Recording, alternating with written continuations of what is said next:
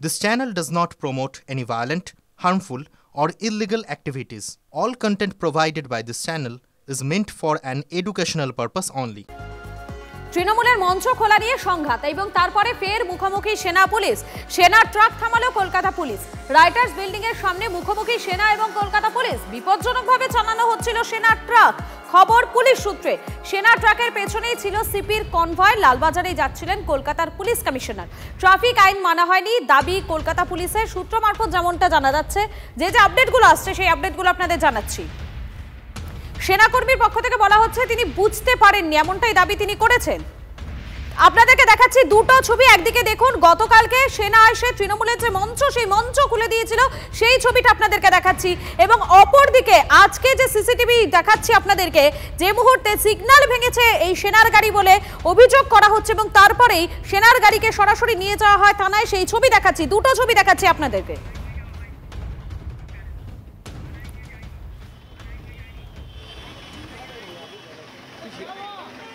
এই মুহূর্তে যেমনটা জানা যাচ্ছে, থানায় এই মুহূর্তে সেনাবাহিনী আধিকারিকেরা তারা রয়েছেন এবং গাড়িটিকে সেখান থেকে নিয়ে যাওয়া হয়েছে। দুটো ছবি দেখাচ্ছি আপনাদেরকে, সেনা এবং কলকাতা পুলিশের যে সংঘাত আজ, সেই ছবি একদিকে দেখাচ্ছি আপনাদেরকে, আর অপরদিকে গতকালকে তৃণমূলের যে মঞ্চ সেই মঞ্চ খুলে দেওয়া হয় সেনাবাহিনীর পক্ষ থেকে। দুটো ছবি দেখতে পাচ্ছেন আপনাদের। এবং এই মুহূর্তে কলকাতা পুলিশের পক্ষ থেকে যে সিসিটিভি প্রকাশিত করা হয়েছে সেই ছবি আপনাদেরকে দেখাচ্ছি। দেখুন এক এক করে গাড়ি বেরিয়ে যাচ্ছে, এরপরেই আসে সেনাবাহিনীর সেই গাড়ি এবং সেনাবাহিনীর গাড়ির পাশ দিয়ে একটি কালো গাড়ি বেরিয়ে যাচ্ছে। কালো গাড়িটি বেরোনোর পরে ডান দিকে যাওয়ার চেষ্টা করে সেনাবাহিনীর গাড়ি। কলকাতা পুলিশের বক্তব্য, যেখান থেকে ডান দিকে টার্ন নেওয়ার চেষ্টা করেছে গাড়িটি, সেখানে নো রাইট টার্ন, অর্থাৎ ডান দিকে যাওয়া যাবে না, এমনটাই কিন্তু একটা সাইন দেওয়া ছিল।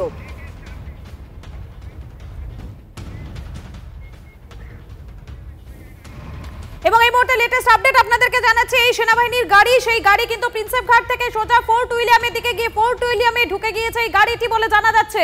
আরো একবার জানাই আপনাদেরকে, এই সকাল থেকে যে ঘটনা চললো সেই ঘটনার পর ফোর্ট উইলিয়ামের গাড়িটি ঢুকে গিয়েছে। এই মুহূর্তে সেনাবাহিনীর যে ট্রাক, সেই ট্রাক ফোর্ট উইলিয়ামে চলে গিয়েছে, অন্তত এমনটাই জানা যাচ্ছে।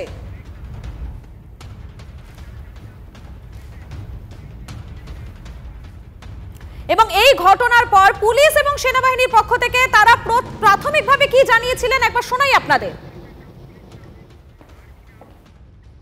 হঠাৎ করে লেনটা ভায়োলেট করে রাইট টার্ন করে, যে কোনো পেছনে অনেক গাড়ি ছিল, সিপি সাহেবের গাড়িও ছিল। সিপি সাহেবের গাড়িটা কি চেপে দেওয়া হয়? উনি বাজেভাবেই গাড়িটা চালিয়েছেন, রাইট টার্ন করেন।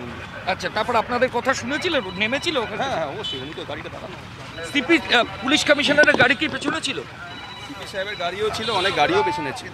হ্যাঁ, মানে এটা কি মানে সিপি সাহেবের গাড়িতে লেগে যেতে পারতো, এরকম পরিস্থিতি তৈরি হয়েছিল কি? হ্যাঁ, আরও তো গাড়ি ছিল, অনেক গাড়ি ছিল, লেগে যেতে পারতো। এই জন্য গাড়িটাকে আমরা সাইড করেছি। ওনাদের যারা ক্ষুদ্রতম কর্তৃপক্ষ তাদেরও জানিয়েছি। মানে খুব রাশ ড্রাইভিং ছিল? খুব র্যাশ ড্রাইভিং বলা যাবে না, কিন্তু ডেंजरसली डाल के निয়েছেন।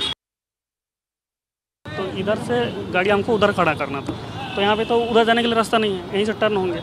तो पीछे से कमिश्नर साहब था, हम लोग गाड़ी जस्ट चक्का खाली घुमा था खाली, और कमिश्नर साहब पार हो गए, तो उनको थोड़ा सा डिस्टर्ब हुआ होगा, इसीलिए गाड़ी को खड़ा किए। और बाकी कुछ नहीं। ओवर स्पीडिंग था? ओवर स्पीड नहीं था, मैं तो यहाँ उतरने वाला था, तो ये तो स्लो था गाड़ी। लेकिन अब तो ओ लेन पे था ना? हाँ, तो यहाँ पे पार्टीशन है, हमको तो ना ध्यान नहीं पड़ा कि हमको तो इधर ही जाना है, रेड लाइट है। अगर रेड लाइट इधर खुल जाएगा तो गाड़ी इधर जाने वाला इधर चला जाएगा, वही था।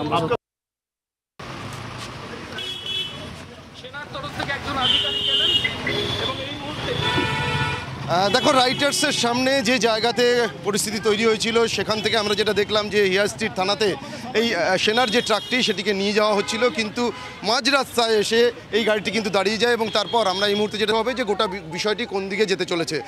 তবে এই গাড়িটিকে যে নিয়ে যাওয়া হচ্ছিল ট্রাকটিকে, সেই ট্রাকটিকে কিন্তু আপাতত এই রাজভবনের উল্টো দিকে, অর্থাৎ ডেকার্স লেন সংলগ্ন এলাকায়, এখানেই কিন্তু আপাতত রাখা হচ্ছে। এবং তারপর সুপিরিয়র যারা অফিসাররা এসছেন ইস্টার্ন কমান্ডের, তাদের সঙ্গে কলকাতা পুলিশের যারা অফিসিয়ালরা রয়েছেন তারা কথা বলছেন, এবং কথা বলার পরেই কিন্তু গোটা বিষয়টি স্পষ্ট হবে, অর্থাৎ কোনো আইনি পদক্ষেপ হবে কিনা বা সেনার তরফ থেকে কোনো পদক্ষেপ নেওয়া হবে কিনা। কারণ ইতিমধ্যেই তোমাকে কিছুটা সময় আগেই যেটা জানালাম যে লালবাজারের তরফ থেকেও কিন্তু ইস্টার্ন কমান্ডের যারা সিনিয়র অফিসিয়ালরা রয়েছেন তাদের কাছে বা সেনার যারা অফিসাররা রয়েছেন তাদেরকে গোটা বিষয়টি জানানো হয়েছে।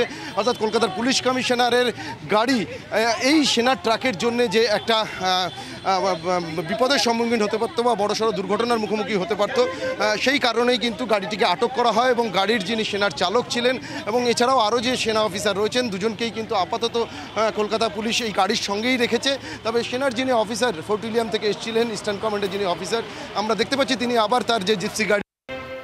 আমরা গতকাল দেখেছিলাম তৃণমূলের মঞ্চ খোলা নিয়ে সংঘাত হয় এবং সেই সংঘাতের পর আবারও মুখোমুখি সেনা এবং কলকাতা পুলিশ। সেনার ট্রাক থামালো এবারে কলকাতা পুলিশ। রাইটার্স বিল্ডিং এর সামনে মুখোমুখি সেনা ও কলকাতা পুলিশ। বিপজ্জনকভাবে চালানো হচ্ছিল ট্রাক, খবর পুলিশ সূত্রে। সেনা ট্রাকের পেছনেই ছিল সিপির গাড়ি, লালবাজারে যাচ্ছিলেন তিনি, এমনটাই কিন্তু বলা হচ্ছে কলকাতা পুলিশের পক্ষ থেকে। এবং এই ঘটনার পর আমরা প্রাক্তন পুলিশ কর্তা এবং প্রাক্তন সেনা আধিকারিক তাদের সঙ্গে কথা বলেছিলাম, তারা কি প্রতিক্রিয়া দিয়েছেন শোনাবো আপনাদের।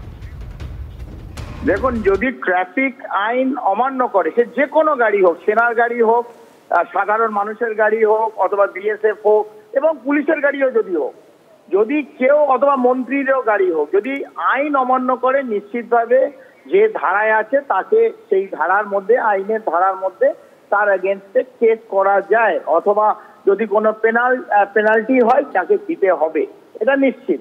আমার মনে হয় যে কোনো ইউনিফর্ম ফোর্স, পুলিশ হোক, আর্মি হোক, বিএসএফ হোক, নিজেদের মধ্যে একটা সৌজন্য থাকা উচিত।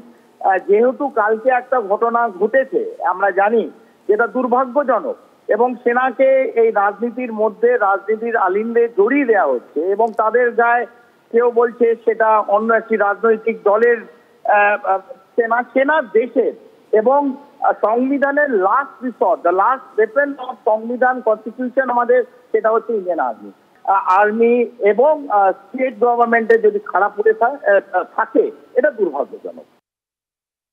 সেনাবাহিনী গাড়ি যদি যায় তার জন্য আলাদা কোনো রুলস নেই যে সে গেলে কোনো হাই স্পিডে যদি যায় সেখানে পুলিশ তাকে আটকাতে পারবে না, এটা এরকম কোনো নিয়ম নেই। দেখতে হবে যে কি কারণে যাচ্ছিল, কোন সেনাবাহিনী কোন যুদ্ধক্ষেত্রে যাচ্ছে কিনা, সেখানে কিন্তু রিল্যাক্সেশন আছে। এই ক্ষেত্রে যদি আজকে সেনাবাহিনী কিছু করে থাকে যে তাদের এটা ভায়োলেশন হয়েছে, সেটা তারা বুঝেনি। কিন্তু ট্রাফিক আইন যদি লঙ্ঘন করে কোনো সেনাবাহিনীর ট্রাক এবং সেটা যদি হাই স্পিডে যায়, ক্যালকাটা অথরিটি, ট্রাফিকের কিন্তু অথরিটি আছে সেই গাড়িকে আটকে তাদেরকে প্রসিকিউশন দেওয়া। আপনাদের শোনালাম তাদের বক্তব্য এবং এই ঘটনার পর, এই সংঘাতের পর এই গাড়িটি সোজা ফোর্ট উইলিয়ামে চলে যান এবং ফোর্ট উইলিয়ামে ঢুকে গিয়েছে গাড়িটি বলে জানা যাচ্ছে।